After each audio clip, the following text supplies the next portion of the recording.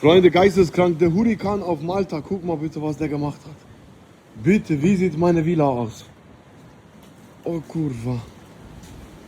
Da hat die ganzen Palmenblätter weggerissen. Das Dingen, das alles, das stand mal da hinten.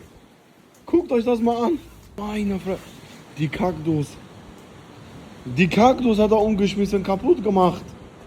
Ach du Scheiße. Meine Schirm ist auch da drin. Mein Schirmchen. Was ist das denn?